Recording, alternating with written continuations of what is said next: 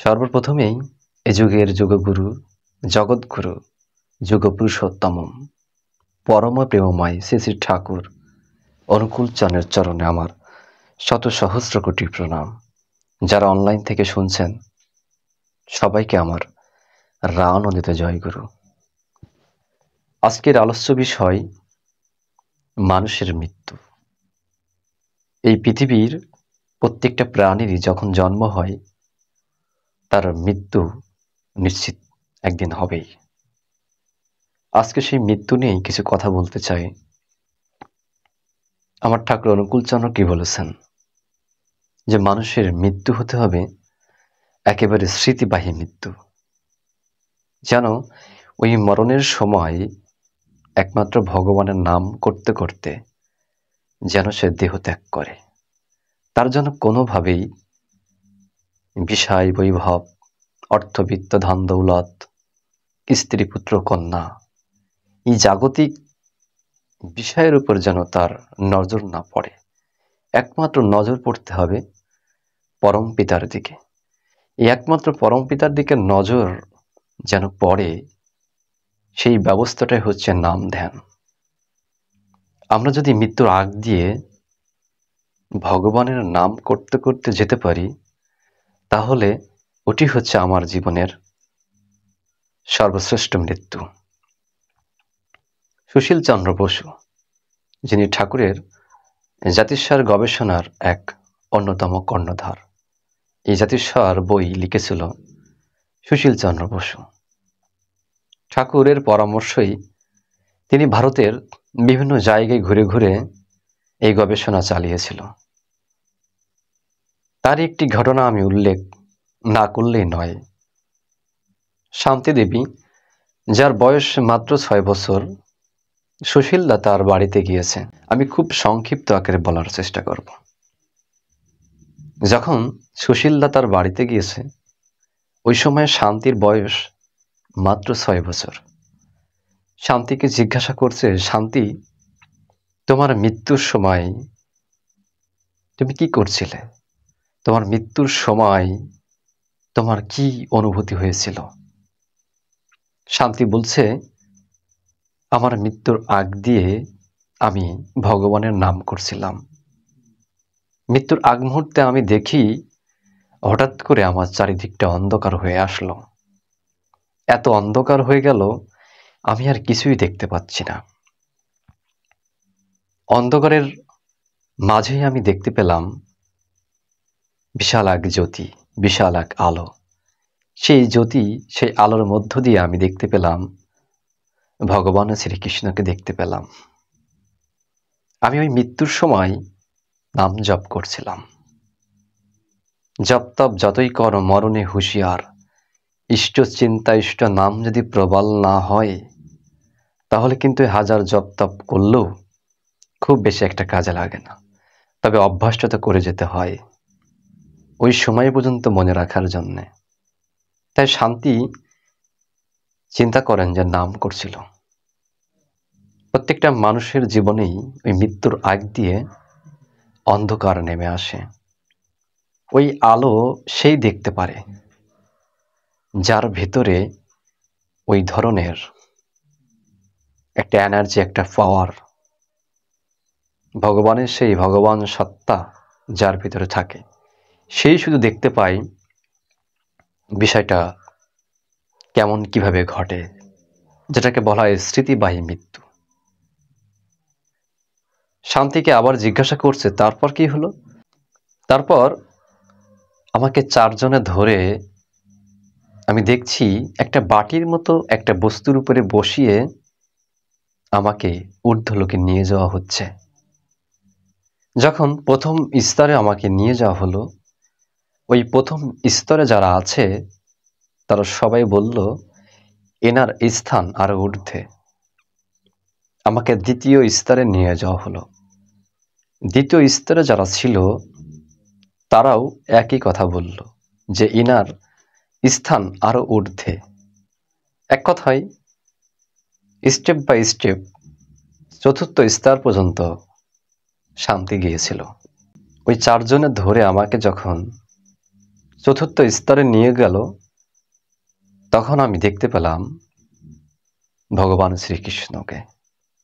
এবং আমার যে খতিয়ান, আমি জীবনে কি করেছি না করেছি ভালো মন্দ মিলিয়ে সেই খতিয়ান তিনি দেখছেন। এনার আর একবার জন্ম হবে দিল্লিতে। এই শান্তির আগের জীবন ছিল মথুরাতে।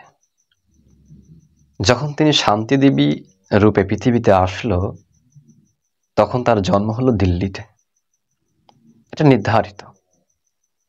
তখন দেখি যে চারজনে ধরে আমাকে এই ঊর্ধ্বলোকে এনেছিল, সেই চারজনই ধরে আমাকে, আমি দেখি একটা সিঁড়ির ভেতরে বসিয়ে দিল তারা। এবং আবার সেই অন্ধকার দেখতে পেলাম। এই অন্ধকারের ভিতর আমি অনুভব করছি আমি যেন আস্তে আস্তে একটি শিশুর মতো হয়ে যাচ্ছি। এবং আমি অনুধাবন করতে পারলাম আমি একটি মাতৃগর্ভে প্রবেশ করছি। এবং মাতৃগর্ভে যখন প্রবেশ করছি, আমি নাম করছিলাম। মাতৃগর্ভে যখন ছিলাম, যে পর্যন্ত ছিলাম, সেই 10 মাস আমি নাম করছিলাম। যখন আমার জন্ম হলো তখনও নাম করছিলাম। তাহলে দেখেন, এই যে নামের শক্তি, আমি খুব ছোট্ট করে ঘটনাটা শেয়ার করলাম আপনাদের কাছে। প্রত্যেকটা মানুষের মৃত্যু হতে হবে স্মৃতিবাহী। আমি আজকে সারাদিন কি করেছি, এই টোটাল ঘটনাটা যদি আমি কালকে পর্যন্ত মনে রাখতে পারি, পরশু মনে রাখতে পারি, স্টেপ বাই স্টেপ, এটি হচ্ছে স্মৃতিবাহী। এই স্মৃতিবাহী মৃত্যুই পরমপিতা চেয়েছেন। এটার উপকারিতা কি? তাহলে আমাদের জীবনে কোনো দুঃখ আসবে না। এই পৃথিবীর এই জগৎ সংসারে আমরা যা কিছু করছি, এটা আমরা বুঝতে পারবো যে এটা আমরা কর্তব্য কর্ম করছি। এটি হচ্ছে মুখ্য বিষয়। ঠাকুর অনুকূলচন্দ্র বলেছেন, যারা ভেতরের চাপ এবং বাইরের চাপ সামলে দিয়ে যারা জীবনটাকে সামনের দিকে এগিয়ে নিয়ে যেতে পারে, তাদের জাতিস্বর হওয়ার সম্ভাবনা খুব বেশি। দেখবেন, আমরা বিভিন্ন জায়গায় গেলে মনে হয় এই জায়গাটা আমি এর আগেও এসেছি। কারোর সঙ্গে কথা বললে মনে হয় এ আমার খুব পূর্ব পরিচিত। এই বিষয়গুলো যে একেবারে মিথ্যা তা কিন্তু নয়। হয়তো কিছু স্মৃতি, কিছু কথা, কিছু মানুষকে আমরা কিছু কিছু মনে রাখতে পেরেছি। এটা কিন্তু জাতিস্বরের লক্ষণ। ধীরে ধীরে যখন আমরা ইমপ্রুভ করব, এটা আরো গাঢ়ভাবে বৃদ্ধি পাবে। তাই পরমপিতা বলেছেন, শতকরা যদি 20 থেকে 25 জন মানুষ জাতিস্বর হয়, তাহলেই একটা দেশের আইনই পাল্টে যায়। এই জাতিস্বরের সুবিধাটা কি? তিনি বুঝতে পারবে যে আমার অস্তিত্ব শেষ নয়, আমি আছি এবং থাকব, যেটা সনাতন। তাহলে সে কিন্তু অনেক কাজ করতে পারবে তার জীবনে। এবং জাতিস্বর হওয়ার জন্য ভালো পেট, ভালো মায়ের প্রয়োজন। মিস্টার ইউজিন এক্সম্যান আমেরিকান ভক্ত। হাউজারম্যান একটা গ্রন্থ লিখেছিল, দি ওশেন ইন এ কাপ, চায়ের পেয়ালায় সমুদ্র। এই গ্রন্থ যখন হাউজারম্যান দা প্রকাশ করবেন, হার্পার অ্যান্ড ব্রাদার্স একটা কোম্পানি ছিল, আমেরিকান কোম্পানি। এই কোম্পানিতে হাউজারম্যান দা পাণ্ডুলিপি জমা দিয়েছেন। মিস্টার ইউজিন এক্সম্যান ছিল ওখানকার অন্যতম কর্ণধার। তখন তিনি পাণ্ডুলিপিটা পুরো পড়ে বিস্মিত হন। তিনি ভাবছেন, এমন লোক কি পৃথিবীতে আসলে কি আছে? এটা তো কল্পনায় আনা সম্ভব, বাস্তবে কি আদৌ কি আছে? এই কৌতূহল নিরসনের জন্য সুদূর আমেরিকা থেকে ছুটে আসলেন ভারতবর্ষে। ঠাকুর তখন দেওঘরে। মিস্টার ইউজিন এক্সম্যানকে যখন দমদম এয়ারপোর্টে প্লেনে নামিয়ে দেওয়া হলো, ওখান থেকে তার একটা বিশাল অভ্যর্থনা দিয়ে দেওঘরে আনা হলো। মিস্টার ইউজিন এক্সম্যান ঠাকুরকে জিজ্ঞাসা করলো, আচ্ছা ঠাকুর, আমার আমেরিকাতে হচ্ছে বিজ্ঞান, সবসময় বিজ্ঞান নিয়ে গবেষণা হয়, সেখানে সবই যেন আধুনিক বিজ্ঞানে ভরপুর, তবু কেন আপনার এই ভারতবর্ষে এত মহামানব, মহর্ষি, মহাপুরুষের আবির্ভাব হয়? আমার ওখানে তো হয় না ঠাকুর। ঠাকুর বলছেন, দাদা, আপনি আমেরিকা থেকে কিভাবে এলেন? তিনি ব্যাখ্যা দিচ্ছেন যে আমি আমেরিকা থেকে প্লেনে করে দমদম এয়ারপোর্টে নামি, ওখান থেকে আমাকে গাড়িতে করে দেওঘরে আনা হয়। ঠাকুর বলছেন, আপনি দমদম এয়ারপোর্ট থেকে গাড়িতে করে না এসে আপনি সরাসরি আপনার এই প্লেনটি কেন আমার আশ্রমে নামালেন না? এক্সম্যান বলছেন, ঠাকুর, আকাশের প্লেন তো নামাতে হলে একটা বিমানবন্দরের প্রয়োজন হয়, না হলে আকাশের বিমান কিভাবে নামবে ঠাকুর? ঠাকুর বলছেন, আমিও তো তাই কই, ওই আকাশের প্লেন যেমন এয়ারপোর্ট ছাড়া নামতে পারে না, একজন ভালো মহামানব, ভালো সে ঋষি সমতুল্য ব্যক্তিত্ব, ভালো পেট, ভালো মা ছাড়া আসতে পারে না। এক্সম্যান সহজেই বিষয়গুলো খুব সহজেই বুঝতে পারলেন। এই প্রত্যেকটা মানুষের জীবনে মায়ের অবদান, মায়ের ভূমিকা অন্যতম। আজকের যে আলো দেখছেন, এই আলোর আবিষ্কারক থমাস আলভা এডিসন। এই ভদ্রলোক, এই সায়েন্টিস্ট যখন খুব ছোট স্কুলে ভর্তি হয়েছে, স্কুলের মাস্টার মশাইরা তাকে বের করে দিয়েছেন, স্কুল থেকে রাজটিকিট করে দেওয়া হয়েছে।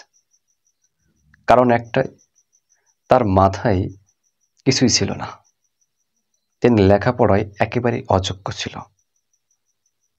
একেবারে নেগেটিভ, গর্দভ, ইডিয়েট, যত রকম খারাপ কথা আছে, এই কথাগুলো মাস্টারমশাই একটা চিঠির ভিতরে লিখেছেন এবং তাকে বলছেন, তুমি তোমার মাকে এই চিঠিখানা দিবে।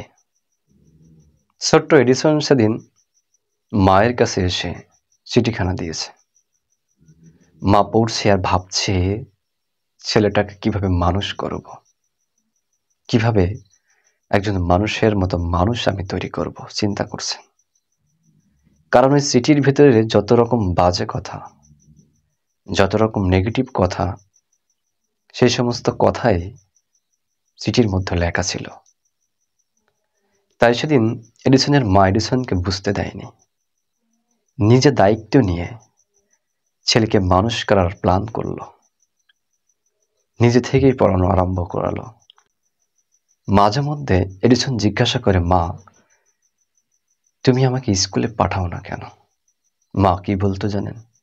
মা বলতো যে, বাবা, তুই এত ইন্টেলিজেন্ট, তোকে পড়ানোর মতো মাস্টার মশাই ওই স্কুলে নেই। সে সন্তানকে সবসময় বড় করে তুলত এবং সন্তানও তার মায়ের পজিটিভ বিষয়গুলো সে নিত এবং ধীরে ধীরে সে ভালো স্কুল, ভালো বিশ্ববিদ্যালয়, যখন বিশ্বের মানচিত্রে যখন একটা জায়গা করে নিল, আজকের যে আলোর আবিষ্কারক, বৈদ্যুতিক বাল্বের আবিষ্কারক, শব্দ তরঙ্গের আবিষ্কারক, এই একেবারেই যে ছেলেটি একেবারেই লেখাপড়ায় ভালো ছিল না, যাকে স্কুল থেকে বের করে দিয়েছিল, সেই ছোট্ট এডিসনই আজকের সায়েন্টিস্ট, আজকের বিজ্ঞানী। দীর্ঘদিন, দীর্ঘ সময় পার হয়েছেন, মা আর পৃথিবীতে নেই। কাজের সুবাদে এডিসন আলমারি খুলেছে, ছোট্টবেলার সেই চিঠিখানা পেয়েছে, পড়ছে আর চোখ থেকে টপ টপ করে জল পড়ছে। তিনি ভাবছেন, মাস্টারমশাই সেদিন স্কুল থেকে কেন আমাকে বের করে দিয়েছিল? মা সারাটা জীবন ধরে বুঝতে দেয়নি। এটি হচ্ছে মায়ের শক্তি। একজন মা যদি চায় তার সন্তানকে সর্বশ্রেষ্ঠ সর্বশেখরে পৌঁছে দিতে পারে, ভালো মায়ের কারণে ভালো সন্তান পৃথিবীতে আসতে বাধ্য।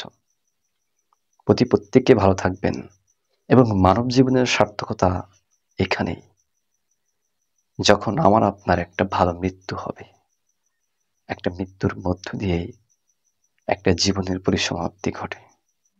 আমরা যখন লেখাপড়া করেছি বা যারা করছেন, সমস্ত কষ্টের ফলে কিন্তু ওই পরীক্ষার রেজাল্ট। তাই মানুষের একটা মানুষ কেমন সেটার সার্টিফিকেট, সেটার পরিচয় বহন করে তার মৃত্যু। প্রত্যেকে ভালো থাকবেন, সুস্থ থাকবেন।